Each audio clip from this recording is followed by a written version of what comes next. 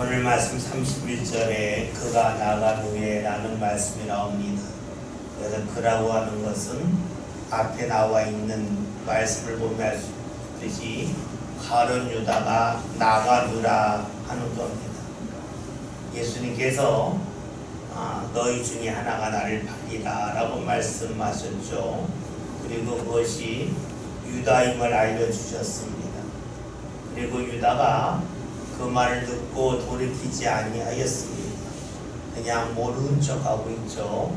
그리고 나서 예수님 곁을 떠나갑니다.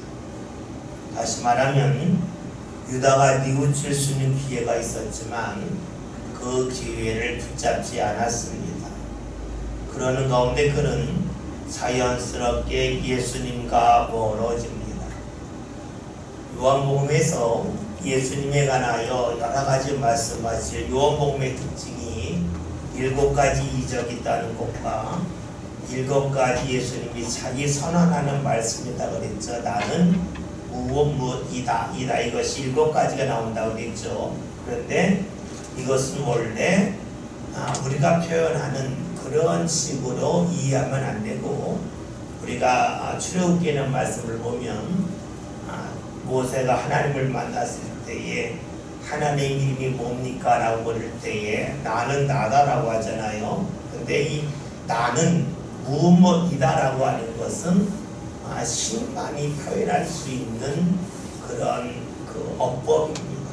예수님께서 나는 무엇이라고 하는 것은 하나님이기 때문에 그렇게 표현하는 것이고, 우리가 알고 있듯이 예수님이 내가 생명의 양식이다 말씀하셨죠. 요한복음 6장에 나와 있는 말씀이고, 요한복음 8장에 내가 세상의 빛이란 말씀하셨고, 10장에서 예수님이 나는 선한 목자다 말씀하셨죠. 내가 또 양의 분이란 말씀하셨고요. 11장에서 내가 부활이요 생명이란 말씀하셨고요. 나중에 14장으로 나가겠지만 내가 곧 길이요 진리요 생명이라 있고요. 그 다음에 15장에서 나는 참 포도 나무다 뭐이다 이게 7가지가 있죠.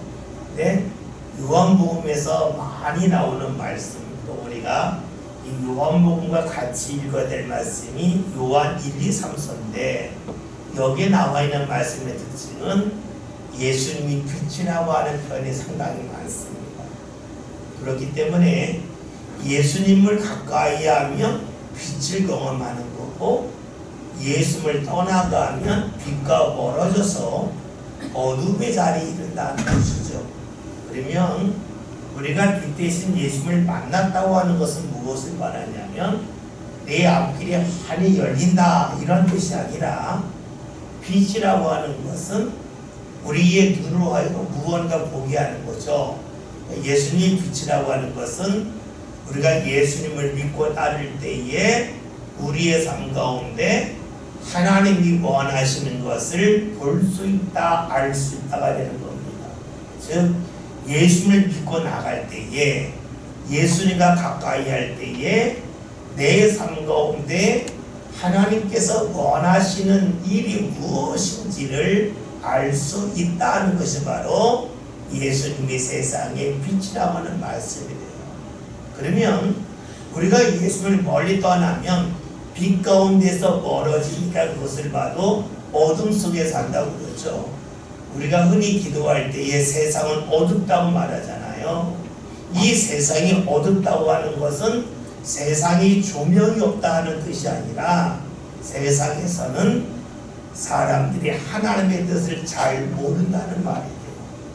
왜 잘 모르냐면 세상에 사는 말은 너에게 좋으면 좋은 거라고 말을 해요. 네가 좋으면 좋은 거 아니냐, 너희들 네가 제일 잘 알지 않냐. 그러니까 내 뜻이 중요해요. 내 뜻대로 살기 때문에 하나님의 뜻을 뒤로 해요. 그런데 주의 뜻을 알지 못해. 그래서 세상이 어둡다는 것이 돼요. 세상이 어둡기 때문에 뜻을 모른다는 것이 되겠고, 뜻을 모르기 때문에 그래 사람들이 악한 일을 해요. 우리가 세상이 악하다라고 하는 말을 자주 하잖아요. 또 기도할 때 하나님 세상은 악합니다. 뭐가 악하냐 할 때 그것은 교회 밖에서는 뭐 싸움이 더 많다 그런 것이 아니라 내 뜻대로 살기 때문에 하나님의 뜻을 모르고 산다는 거예요. 모르고 행하기 때문에 악한 일을 하겠죠. 우리가 글씨를 쓸 때에도 보고 쓰면 우리가 잘 쓰지 못하는 글씨를 할지라도 나름대로 또박또박 쓸 수가 있어요. 그러나 불을 딱 꺼놓고 어두우면 아무리 글을 또박또박 쓴다 할지라도 한자는 제대로 쓸 수 있을런지 모르겠지만 10자, 20자를 계속해서 또박또박 쓸 수는 없어요. 그래서 우리가 세상이 악하다는 거예요. 우리가 습관적으로 사용하는 언어가 상당히 많습니다. 저도 이 목회를 하면서 설교를 하다 보니까 자꾸만 그런 것을 보게 되는데 그 예전에 목사님 세상은 악하다. 도대체 뭐가 세상입니까? 뭐가 악하다는 걸까? 우리가 습관적으로 말을 하잖아요. 근데 우리도 그 뜻을 모르고 그냥 외워서 할 때가 많아요. 이렇게 되니까 뭐가 문제가 되냐면 내가 제대로 모르니까 여러분 자녀들에게 세상은 악해 할 때에 자녀들이 그 말 뜻이 무엇냐고 물어나누면 할 말이 없다는 거예요. 우리가 습관적으로 쓰는 용어 중에서 그 용어가 무엇인지 대하여 잘 알 필요가 있어요. 그것이 우리가 신앙의 기초를 쌓는 거라고 볼 수가 있겠고 그러할 때 우리 신앙의 바른 길로 걸어갈 수가 있겠죠. 다시 봅시다. 지금 그가 나갔다 그랬습니다. 가룟 유다가 나갔습니다. 예수님 앞에서 자신을 돌이킬 수 있는 기회를 버리고 나갔습니다. 우리가 오늘 읽은 그 앞에 있는 말씀을 보면 유다가 나갔을 때가 밤이었더라. 빛과 멀어졌기 때문에 그의 인생이 어두운 밤이었다 하는 것입니다. 그런데 오늘 말씀을 보면 그가 나간 후에 예수께서 이르시되 지금 인자가 영광을 받았다라는 말씀이 나옵니다. 인자라고 하는 말씀도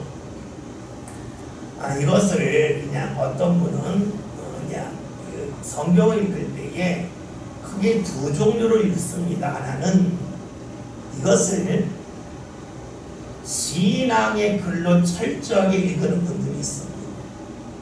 또 어떤 분들은 이 성경을 읽을 때에 그냥 인문학적으로 읽습니다.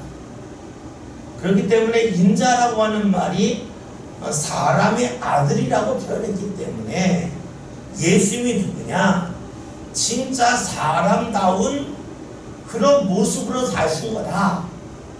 그러니까 예수님이 진짜 사람의 모습이고 우리가 그 모습을 우리가 따라갈 수 있다라고 말합니다.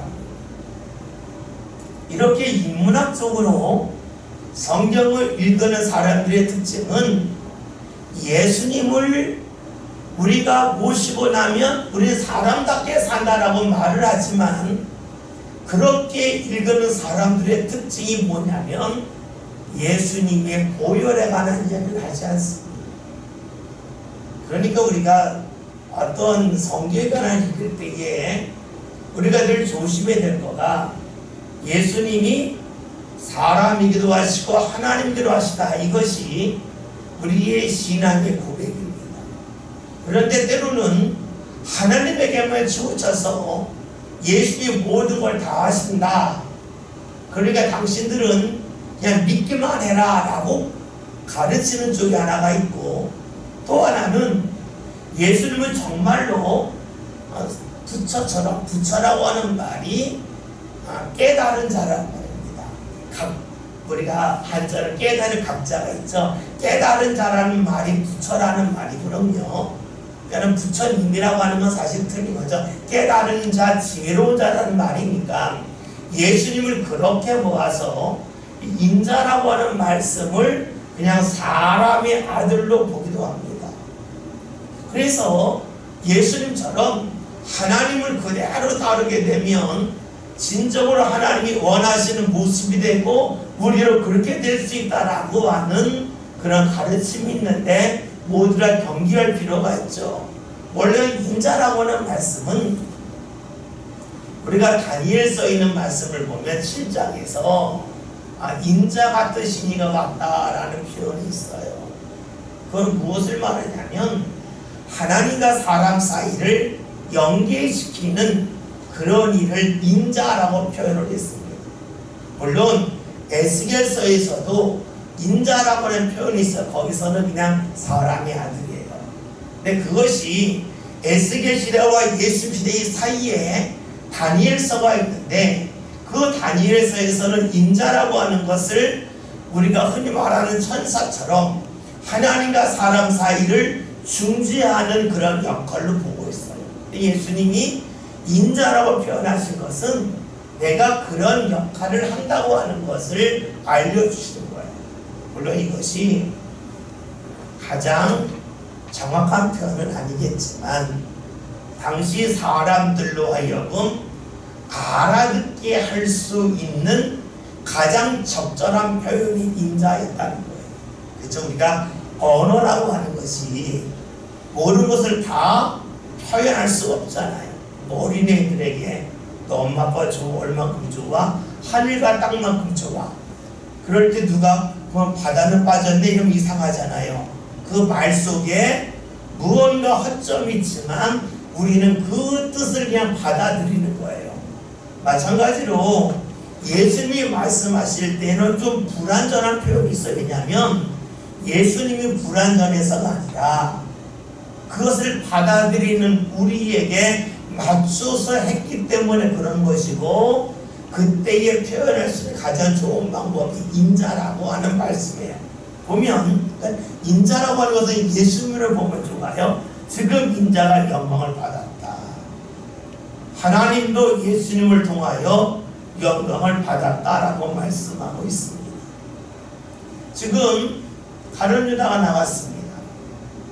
예수님을 팔러 나갔습니다. 그런데 예수님 하신 말씀이 내가 영광을 얻었다라고 말씀하십니다.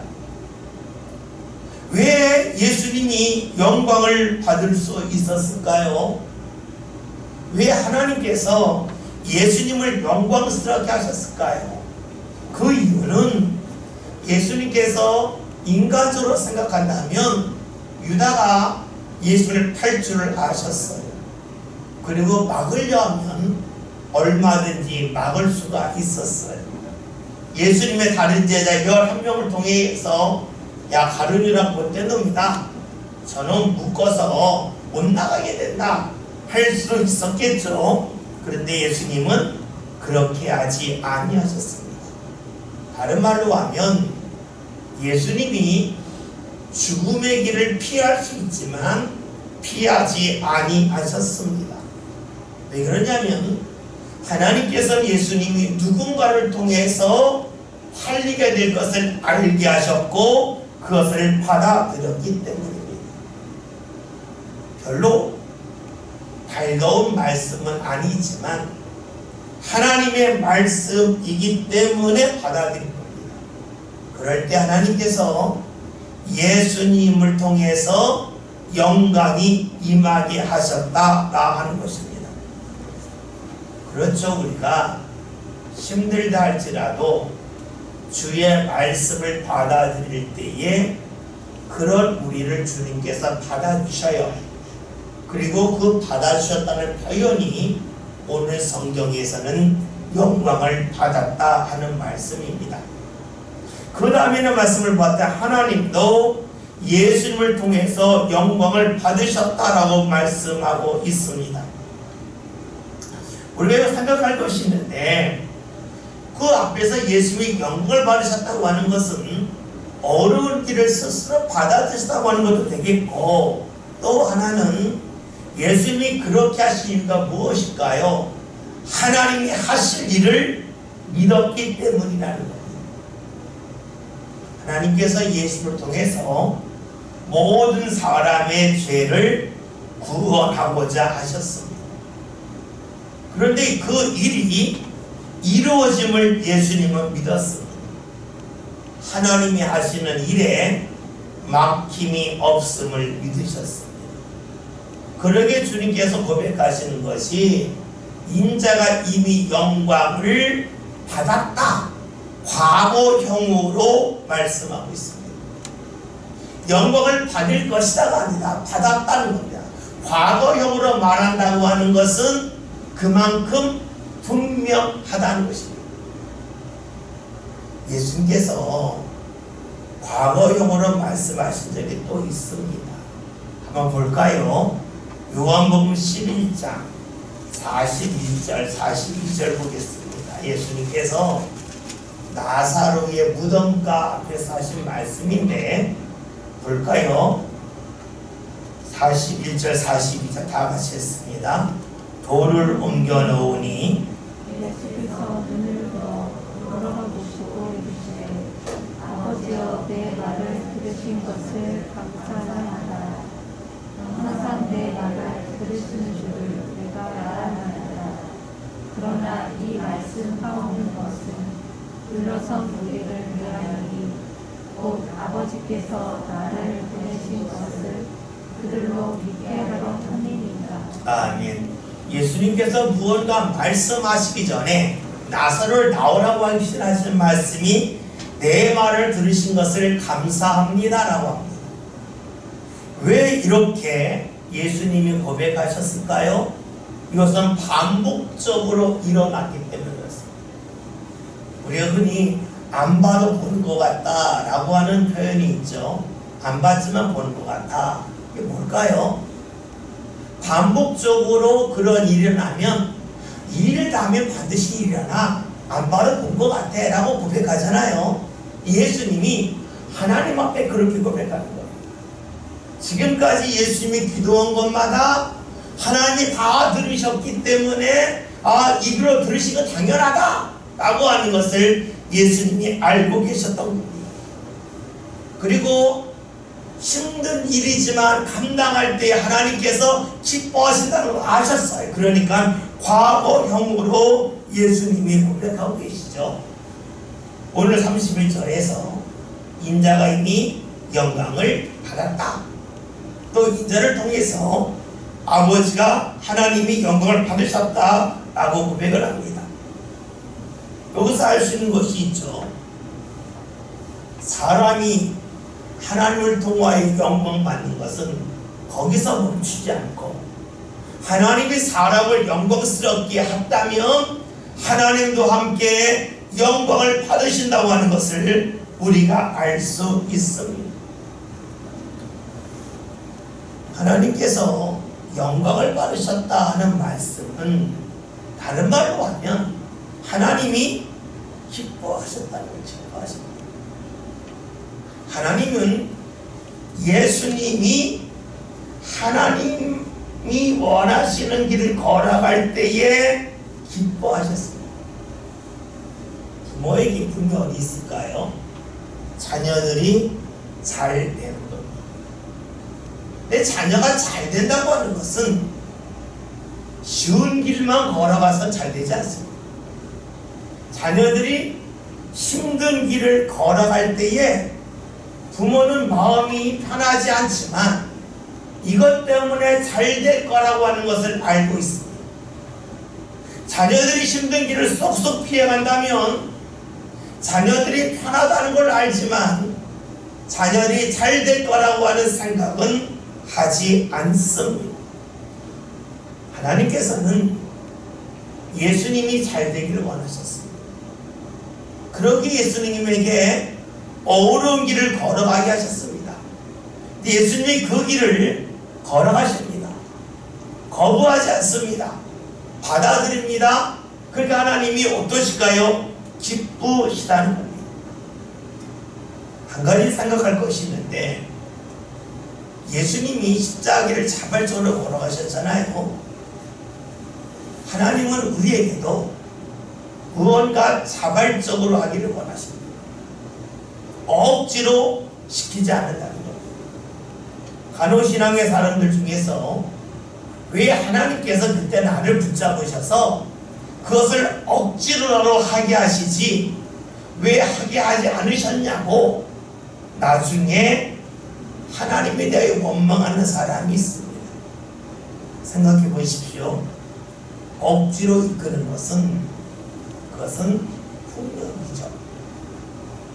억지로 이끄는 건 폭력입니다. 하나님은 사람이시기 때문에 우리에게 폭력을 행사하지 않습니다. 억지로 끌고 가지 않는다는 거예요. 우리로 하여금 그 길을 갈 수 있도록 끊임없이 우리에게 감동을 주시지만 억지로 끌고 가지는 아니합니다. 그리고 하나님께서는 하나님의 뜻을 알고 자발적으로 순종하는 사람에게 하나님께서는 선한 인도하심이 있음을 알게 하시면서 기뻐하신다는 거죠. 그것이 하나님께서 영광을 받으신다는 겁니다. 앞에서 잠시 언급했듯이 하나님이 영광, 사람의 영광이 같이 갑니다. 다시 말하면 내가 영광을 받았는데 하나님이 영광스럽지 않다, 이건 없다는 겁니다. 하나님이 영광스러운데 나는 영광스럽지 않다는 것도 없다는 겁니다. 다른 말로 하면 나는 기뻐하는데 하나님이 기뻐하지 않는다면 이것은 바르지 않다는 겁니다. 하나님은 기뻐했는데 나는 기뻐하지 않는다, 이것도 바르지 않다는 거예요. 신앙은 뭡니까? 동시에 가는 거예요. 우리가 주의를 했습니다. 그런데 내가 안 기뻐요. 그럼 하나님도 안 기쁘신 거예요. 내가 주의를 했어요. 힘든데 내가 기뻐요. 그때 하나님이 기뻐요. 영광을 같이 받듯이 하나님께서 기뻐하는 것도 역시 그러하다는 겁니다. 그러기에 우리에게 필요한 것이 무엇일까요? 억지로 하면 안 된다는 거예요. 그리고 기쁨으로 가야 된다는 거예요. 우리는 내가 무언가 일을 잘하면 하나님이 기뻐할 거라고 생각하면서 나는 기뻐하지 않아요. 근데 그건 하나님이 기뻐하지 않아요. 왜냐면 하나님은 우리 아버지시기 때문에 그래요. 아버지의 특징은 자녀가 기뻐하기를 원하는 거예요. 근데 자녀가 기뻐하기를 원한다고 해서 쉬운 것만 주는 게 아니라 힘든 길을 걸어가기를 원해. 그래야 잘 되기 때문에. 그러니까 우리가 주일이 육체적으로 힘들 수 있고 또 주일을 하면서 경제적으로 힘들 수 있지만 그 속에서 우리에게 필요한 것이 기뻐하는 거예요. 감사하는 거예요. 그럴 때에 하나님이 영광을 받으신다는 겁니다. 그걸 좀 더 다르게 표현한다면 우리가 무언가를 하는 것도 중요하지만 더 중요한 것은 어떠한 방법으로 하느냐, 어떠한 모습으로 하느냐가 더 중요하다는 거예요. 어떤 큰 일을 했다가 중요한 게 아니에요. 그 일을 어떠한 마음으로 어떠한 방법으로 했느냐가 중요해요. 하나님 앞에 헌금을 해요. 헌금을 했는데 억지로 했다, 그럼 하나님이 안 기뻐하는 거예요. 헌금을 해도 기쁨을 하는 거예요. 그러기에 우리가 무언가 헌금을 할 때에 가령 교회를 건축한다 그럴 때에 장로님은 얼마, 권사님은 얼마, 집사님은 얼마 하는 것은 잘못된 거예요.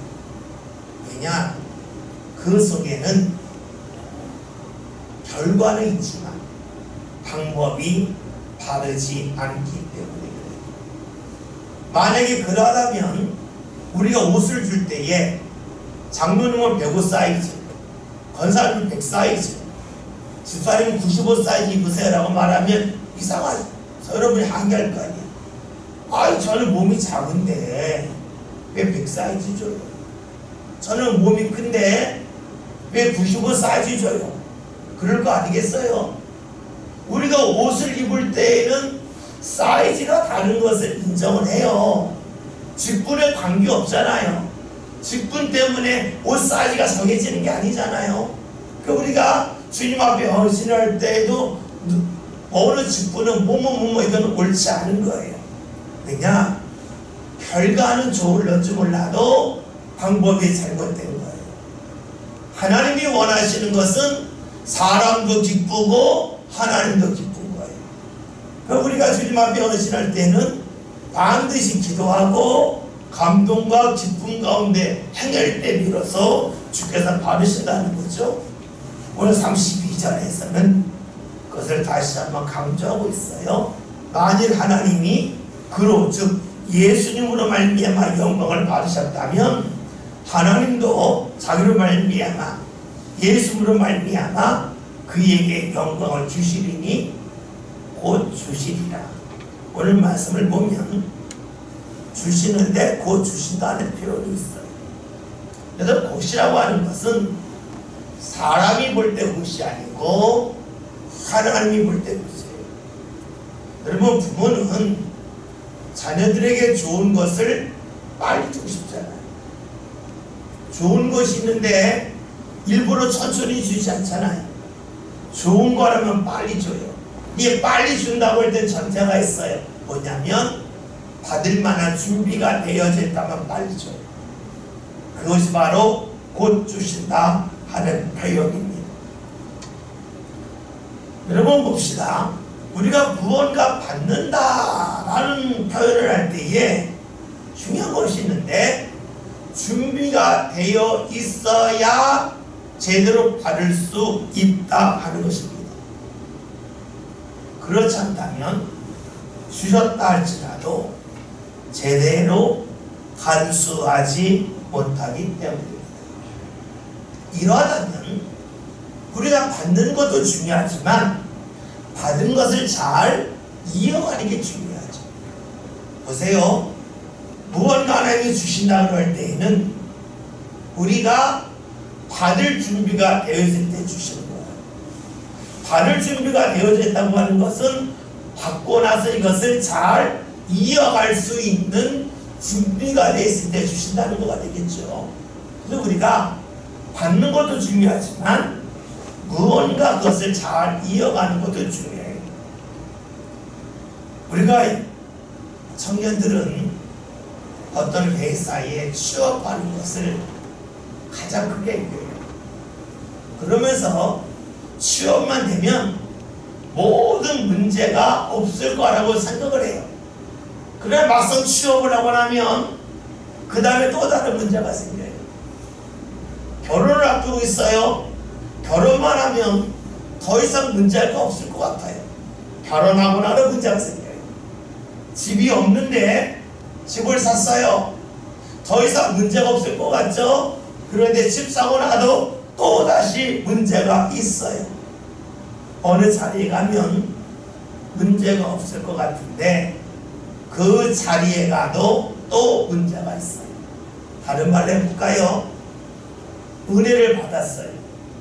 그러면 더 이상 은혜가 불필요할 것 같아요. 취업을 했으니까, 집을 샀으니까 끝인 것 같은데 가면 또 있어요.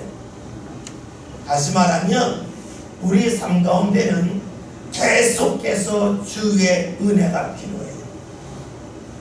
또 다른 말로 하면 우리의 삶은 계속해서 주의 은혜 받을 준비를 해야 된다는 거예요. 내가 직장에 들어갔다? 들어가서 다 된 데가 아니죠. 거기서 어떻게 직장을 생활을 할 수 있을까? 주의 은혜가 필요해요. 하나님이 자녀를 주셨다. 감사해요. 그러나 앞으로 어떻게 잘할 것인가 또 주의 은혜가 필요해요. 상급 받기에 지났겠어요?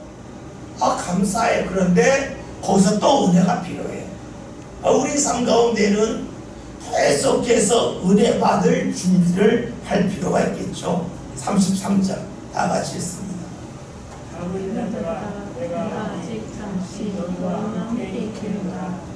너희가 나를 찾을 것이나 일찍이 내가 이때 이르리니 너희는 내가 어느 곳에 볼 수 없다고 말하는 것 같이 지금 너희에게도 이르노라. 아멘. 봅시다. 지금 예수님이 제자들하고 있는데 제자를 발을 씻겨준 후에 하신 말씀인데 제자들에게 작은 자들이라고 말씀하셨어요. 그러니까 작은 자라고 하는 것은 몸이 작은 것도 아니고 사회적인 신분이 낮기 때문에 작은 자라고 말씀하신 것도 아니겠죠. 왜 작은 자라고 말씀하셨을까요?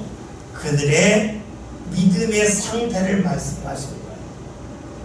믿음의 상태가 작은 자라서 예수님이 말씀하시지만 그 말씀을 제대로 알아듣지 못하는 상황에 있음을 말씀하고 있어요. 이렇게 본다면 모든 사람이 다 작은 자임을 알 수가 있어요. 여러분, 모든 사람이라고 하는 것은 무엇을 말하냐면 내가 만나는 사람들 중에서 내 마음에 드는 사람, 내 마음에 들지 않는 사람 모두가 다 작은 자라는 거예요. 그러면 작은 자에게 필요한 것이 무엇일까요? 자신이 작은 자임을 잊지 않고 사는 거예요. 신앙의 사람은 내가 작은 자임을 기억하며 사는 거예요.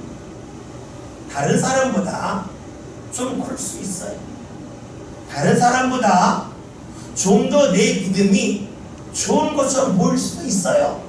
그러나 하나님 앞에서는 늘 작은 자임을 기억하며 사는 것이에요. 그런데 우리가 사람은 눈에 보이고 하나님은 눈에 보이지 않기 때문에 우리가 스스로 내가 작은 자임을 잊으며 살 수 있어요.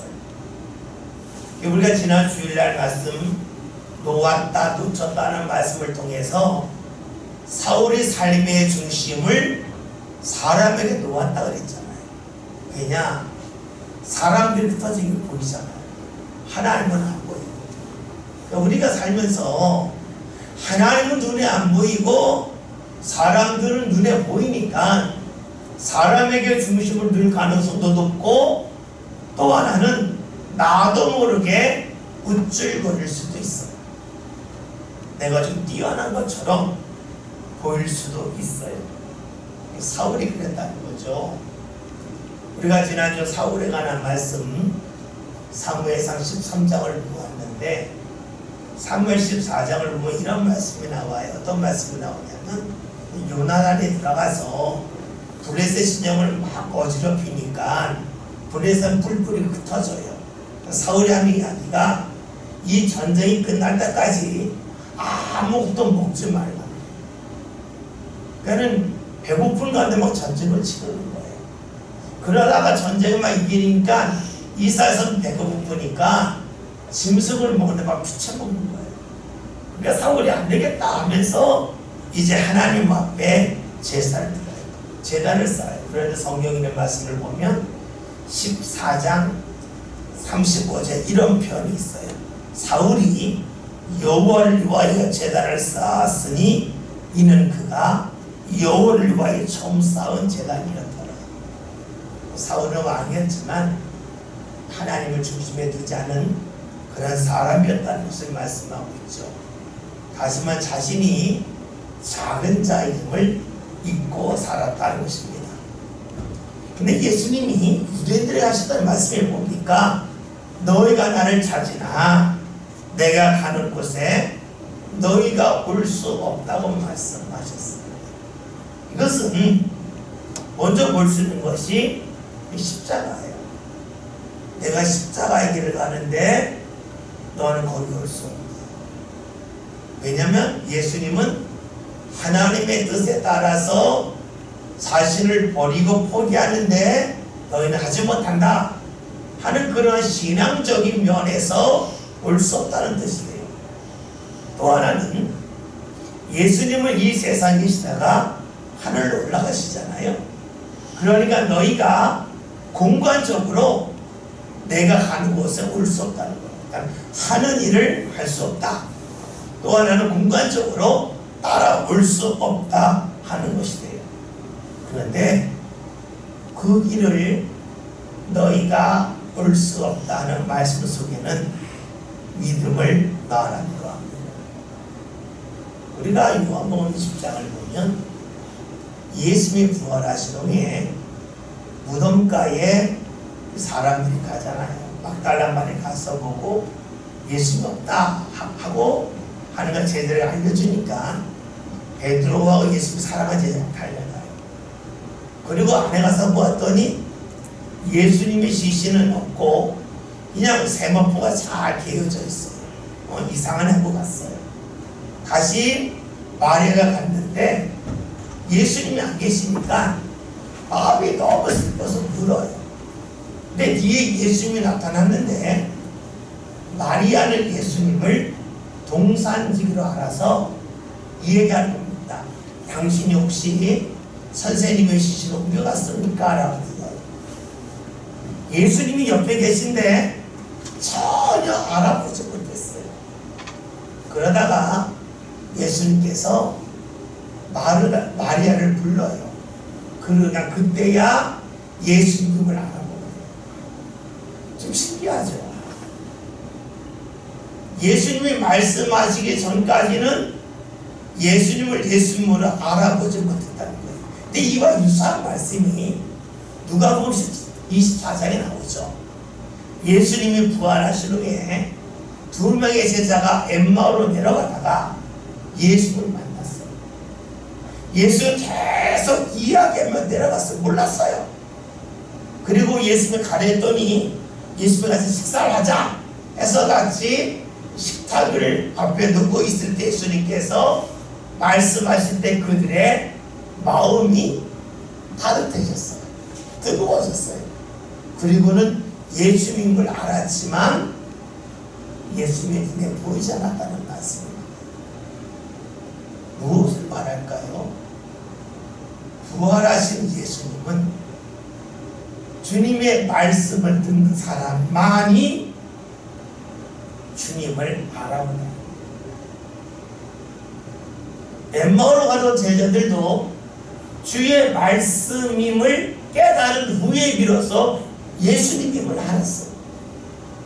그리고 마리아가 예수를 만난 것도 주님의 말씀을 듣고 나서 알아보았지, 보았지만 모르는 거예요.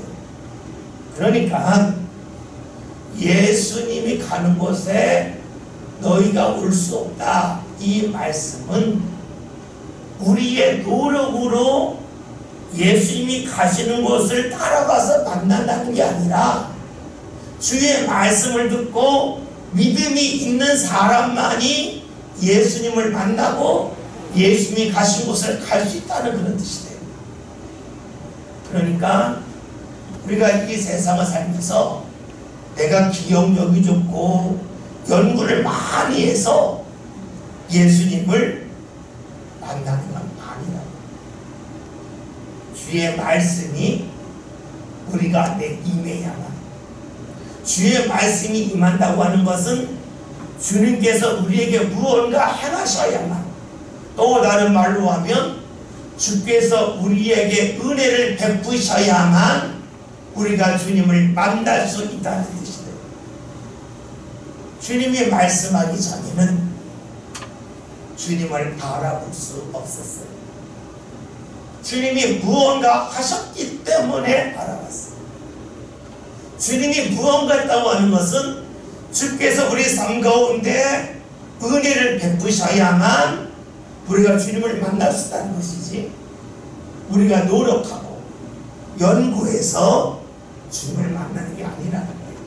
그러니까 내가 가는 곳에 너희가 올 수 없다고 하는 이 말씀은 너희에게 은혜가 임하지 아니하면 내가 가는 곳을 너희 갈 수도 없고 너희가 나를 만날 수도 없다 하는 말씀이 되겠죠. 그래요, 신앙은 지식을 통해서 되는 것이 아니에요. 주의 은혜를 내가 깨닫고 내가 그 은혜를 받아들임을 통해서 주님을 만나게 되는 것이고, 주님을 만나는 것을 오늘 성경에서는 내가 가는 곳에 너희가 온다 하는 말이 되겠죠. 우리가 주님이 가시는 곳에 내가 가지 못한다고 하는 것은 어떠한 주님이 걸어가신 길, 주님이 가신 그 공간 이런 것도 말할 수가 있겠지만 우리에게 믿음이 있어야, 우리에게 은혜가 임해야만 주님을 만날 수 있다 하는 그런 말씀도 되겠죠. 34절 다 같이 읽겠습니다. 내 계명을 너희에게 서로 사랑하라. 내가 너희를 사랑한 것 같이 너희도 서로 사랑하라. 아멘. 요한복음에 나와 있는 특징이 있는 말씀이 새 계명을 주신다 하는 말씀이에요. 이 새 계명이 뭐냐면 서로 사랑하라는 것이에요. 이게 뭐 특별할까라고 물을 수가 있어요. 그런데 모든 말씀은 그 말씀의 상황을 살필 필요가 있어요. 먼저 예수님이 새 계명을 어떻게 주셨을까 하는 거예요. 우리가 앞에서 보았던 것처럼 인자가 영광을 받았고 하나님이 인자로 말미암아 영광을 받으셨다. 이 말씀 후에 예수님이 새 계명을 주셨어요. 다시 보면 우리가 조금 약간 신앙적으로 뭐라고 할까, 하나님 앞에 좀 죄송스럽지만 좀 냉정하게 본다면 예수님이 영광을 얻으신 다음에 새 계명을 주셨어요. 영광을 받기 전에는 새 계명을 안 주셨어요. 영광을 받으셨다고 하는 것은 하나님께 더 인정받았다는 것이래요. 그때에 새 계명을 주셨어요. 오늘 우리로 말하면 우리가 하나님 앞에 좀 더 인정받는 믿음의 한 단계가 올라갔다는 것이래요. 그때에 우리에게 새 계명을 전할 수 있도록 해주세요. 다시 말하면 예수님이 새 계명을 전했다고 하는 것은 하나님이 예수님에게 주신 것을 예수님이 전하는 거잖아요. 예수님이 영광을 받으셨다고 하는 것은 한 단계 올라간 거잖아요. 한 단계 올라갔더니 하나님이 예수님에게 지금까지 주시지 않았던 말씀을 주셨다 하는 것입니다. 바로 우리의 신앙이 그러하다. 우리의 신앙이 단계가 올라갈 때에 주께서 우리에게 주시는 새로운 말씀이 임한다. 우리 신앙의 단계가 올라갈 때에 주께서 새로운 것을 우리에게 허락하신다는 거예요. 그렇잖아요. 우리의 믿음이 오늘 말씀대로 하면 영광을 받으신 예수님, 하나님이 기뻐하는 모습을 지니신 예수님, 그 예수를 통해서 새로운 계명을 알게 하셨고 전하게 하셨어요. 오늘 우리가 하나님이 기뻐하는 모습으로 살아가는 그런 인정이 있을 때 비로소 주님께서 우리에게 말씀을 주시고 감동을 주시고 새로운 인도하심을 주신다고 볼 수가 있어요. 그래서 우리가 신앙의 단계가 올라간다고 하는 것은 하나님이 그만큼 기뻐하신다는 것이고 주님이 그만큼 기뻐하심을 통해서 우리 삶 가운데 새로운 감동, 새로운 말씀을 주신다라고 볼 수가 있어요. 또 이 말씀을 우리가 조금 반대로 본다면 우리 신앙의 단계가 오르지 아니한다면 새로운 말씀이 임할 수 없다 라고 볼 수가 있겠죠. 우리가 주님이 기뻐하는 모습, 주님이 영광 받으시는 그런 일이 있을 때에 주께서 우리를 통하여 영광 받으시면서 우리에게 말씀을 주시고 감동을 주시고 이끌어 주신다는 거예요. 그러면 예수님이 언제 영광을 받으시게 돼요? 앞에서 언급했죠. 어렵지만 힘들지만 십자가를 인정하셨을 때 가른 자가 가는 길을 막지 아니하시고 받아들였을 때 오늘 우리에게 적용한다면 여러분 힘든 자리에서 찬송하기 쉽습니까? 찬송하기 어렵죠. 누구나 어려워요. 그런데 힘든 자를 찬송하면 한 단계 올라가는 거예요. 힘든 자리에서 감사 누가 하겠어요? 그 단계에 올라간 사람이 힘든 자리에서 감사할 수 있어요. 우리가 마음에 들지 않은 일을 만날 때가 있어요. 그 속에서 누가 찬송하겠어요? 찬송 안 나오죠? 근데 찬송이 나온다고 하는 것은 한 단계 올라간다는 거예요. 우리가 성경에서 범사에 감사하는 이 말씀이 결코 쉬운 말씀은 아니에요. 그러나 그 단계를 밟아갈 때에 주께서 우리에게 무엇을 주실까요? 예수님에게 새로운 계명을 전할 수 있도록 감동을 주고 알려주셨듯이 우리 삶 가운데를 주의 인도하심이 나타난다는 것이에요. 문제는 우리가 이것을 삶 가운데서 시도하는 데 있어요. 말씀은 우리가 머리로 하는 게 아니에요. 머리로 한다면 나이 들면서 말씀을 모르게 되잖아요. 이 점점 기억력이 쇠퇴합니다.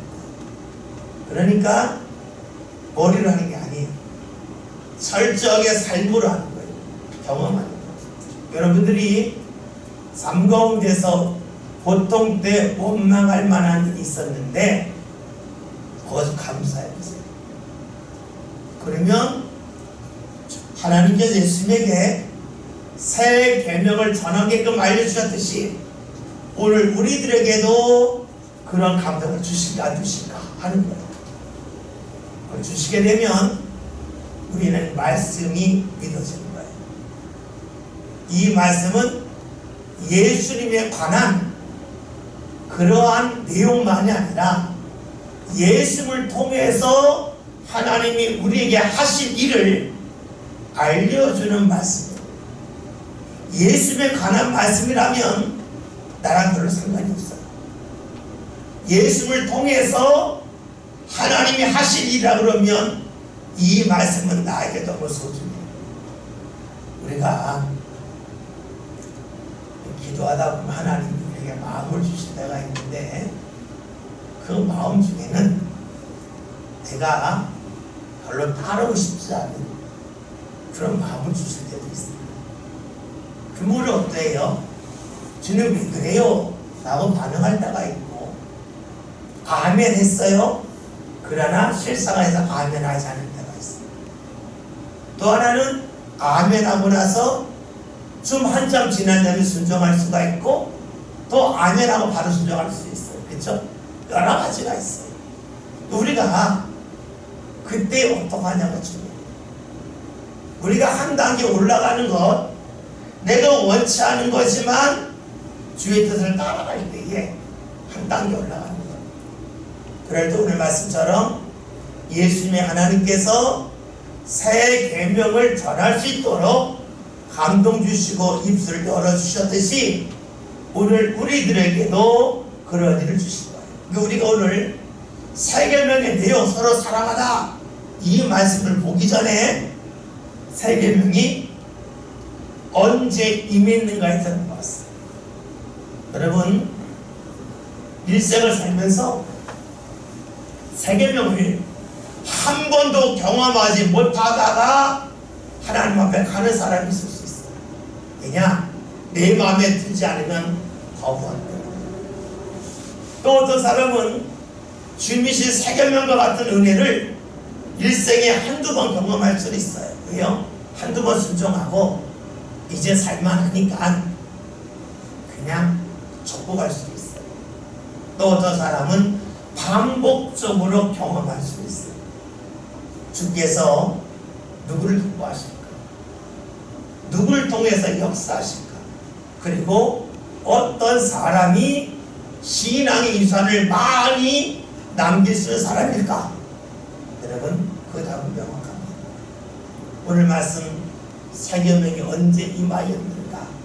예수님이 영광을 받으신 후에 즉 하나님이 기뻐하시는 모습을 지니셨을 때에 힘들지만 주의 길을 믿고 따라가고자 할 때에 세계명 이 말씀을 꼭 기억하면서 저와 여러분의 삶 가운데로 주님의 세계명, 주님의 새로운 감동, 새로운 인도하심이 나타나는 복된 믿음의 길을 함께 걸어갈 수 있기를 주의 이름으로 기도드립니다. 기도합니다.